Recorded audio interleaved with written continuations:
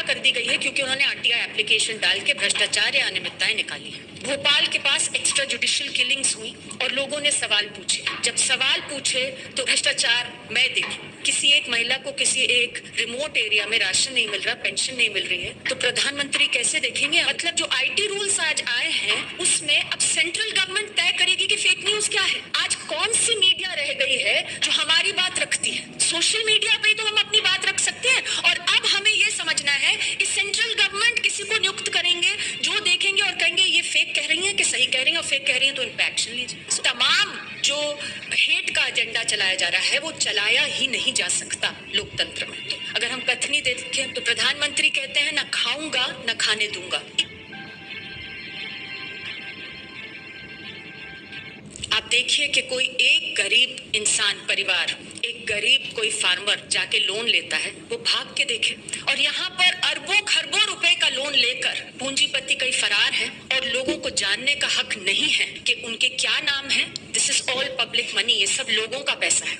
लोगों को जानने का अधिकार बताया जा रहा है कि नहीं है कि कौन कितना पैसा लेके कहाँ फरार हो गए, किसको माफी दे दी गई है लोन्स की। सवाल पूछे गए हैं हमारे सुप्रीम कोर्ट के जजेस की एसेट्स और लायबिलिटीज के बारे में।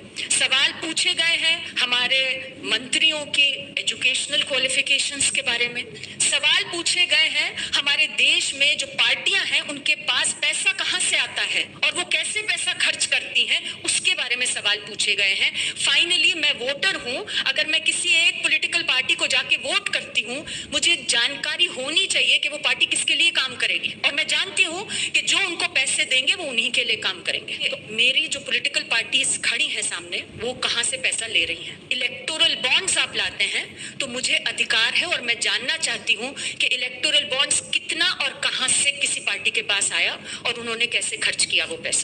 जब तक लोग और इंस्टीट्यूशंस ऐसे खड़े हैं जो लोगों को सवाल पूछने का अधिकार देते हैं, हमें सशक्त करते हैं, हमें एम्पावर करते हैं कि हम उनसे, सत्ताधारियों से सवाल पूछ सकें। जिस तरीके की आज इकोनॉमिक नीतियां और कानून और तमाम जो हेट का एजेंडा चलाया जा रहा है वो चलाया ही नहीं जा सकता लोकतंत्र में। तो प्रधानमंत्री कहते हैं, अगर हम कथनी देखें पहले, करनी पे मैं बाद में आऊंगी, अगर हम कथनी देखें तो प्रधानमंत्री कहते हैं न खाऊंगा न खाने दूंगा, भ्रष्टाचार मैं देख लूं, किसी एक महिला को किसी एक रिमोट एरिया में राशन नहीं मिल रहा, पेंशन नहीं मिल रही है, तो प्रधानमंत्री कैसे देखेंगे? भोपाल के पास एक्स्ट्रा जुडिशियल किलिंग्स हुई और लोगों ने सवाल पूछे। जब सवाल पूछे तो हमें वोट देके चुना गया है, इतने बहुमत से चुना गया है, तो आप हमें ट्रस्ट करिए, हमें काम करने दीजिए। मेरे ख्याल से ऐसा विचार द आइडिया ऑफ इंडिया को जिस तरीके से वायलेट करता है, उससे ज्यादा मैं नहीं सोच सकती। ये केवल कथनी नहीं है, आप करनी देख लीजिए सरकार की, उसमें स्पष्ट नजर आ रही है यही थॉट।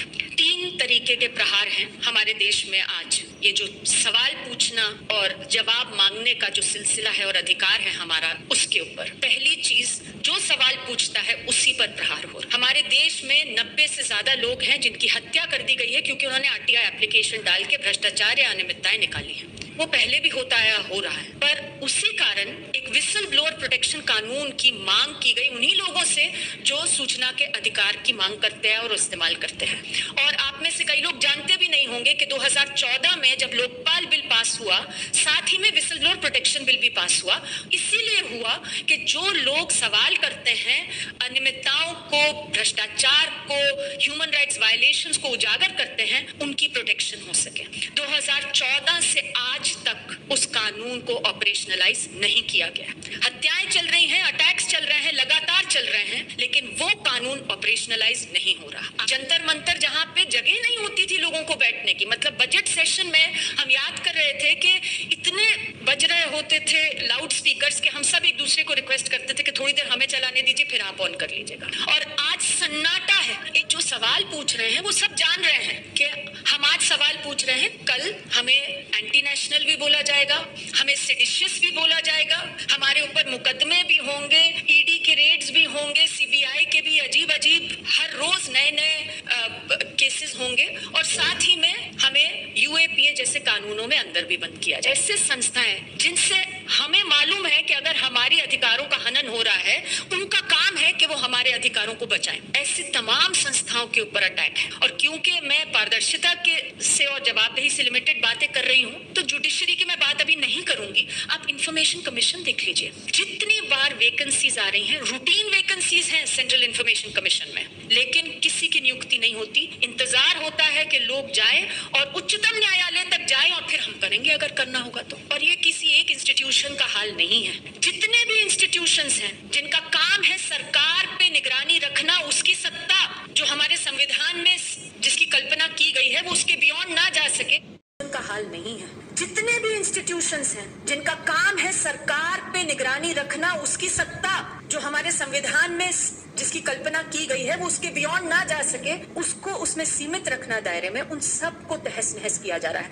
हम सब यहाँ पर जो बैठे हैं, किसी ना किसी तरीके से लोकपाल से भी हमने मांग रखी थी। लोकपाल कानून भी आया ये कहते हुए कि हम तो अब लोकपाल ले आएंगे और देश की सूरत बदल देंगे और भ्रष्टाचार मुक्त भारत बना देंगे। 2014 में कानून पास हुआ, 2019 तक किसी एक लोकपाल की नियुक्ति नहीं हुई, जब तक नेक्स्ट इलेक्शन नहीं हुआ, जिसमें हड़बड़ी में गवर्नमेंट का ही एक प्रेडोमिनेंट पैनल बना और उन्होंने ही 10 के 10 जितने भी लोकपाल थे फटाफट नियुक्त कर दिया कि अब कहीं ऐसा ना हो कि सत्ता हमारे हाथ से चली जाए और कोई और आ। जितने कानून है सब पे प्रहार है जो हमें सशक्त करते हैं। आप देख लीजिए, सूचना के अधिकार कानून को 2019 में पूरी तरह से उस पर प्रहार हुआ।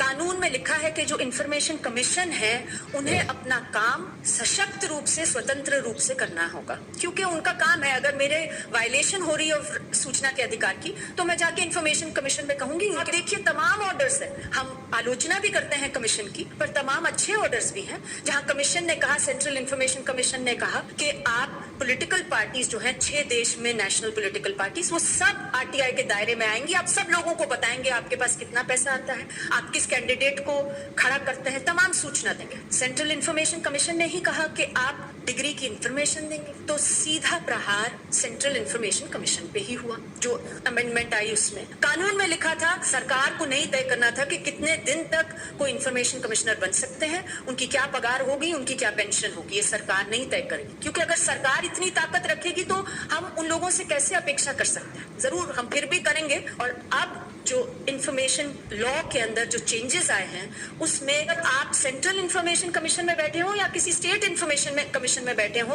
आप ये सोच के ही अपना ऑर्डर दीजिए कि आपकी पोस्ट रिटायरमेंट और आपकी सैलरी और आपकी सब कुछ सेंट्रल गवर्नमेंट तय करिए। तो ये आप समझ सकते हैं किस भावना से और इंटेंशन से किया। मतलब हम जानते हैं कि कोई रंगे हाथ किसी को भ्रष्टाचार करते हुए, ब्राइब लेते हुए नहीं पकड़ सकता। हम क्या कानूनों को किस तरीके से तोड़ा जा रहा है और उनमें क्या बदलाव लाए जा रहे हैं, I think it's very instructive. आप सीबीआई और ईडी के जो तमाम ऑर्डिनेंसेस आए उनको देख लीजिए। ओवरनाइट, मतलब ईडी डायरेक्टर रिटायर हो रहे हैं, पिछली रात को एक ऑर्डिनेंस आ जाता है कि उनकी एक्सटेंशन हो सकती है, जो भी बैठे हैं उनको एक्सटेंशन दी जा सकती है। तो सरकार ने अब कह दिया है कि हम एक साल करके सीबीआई के डायरेक्टर और ईडी के डायरेक्टर को एक्सटेंशन दे सकते हैं। मतलब द अनरिटन थिंग इज कि अगर वो हमारे मतलब का काम करते रहे, जहां हम कहें वहां छापे मारे। और मतलब जो आईटी रूल्स आज आए हैं उसमें अब सेंट्रल गवर्नमेंट तय करेगी कि फेक न्यूज क्या है। तो अगर हम आज कौन सी मीडिया रह गई है जो हमारी बात रखती है? सोशल मीडिया पे तो हम अपनी बात रख सकते हैं। और अब हमें ये समझना है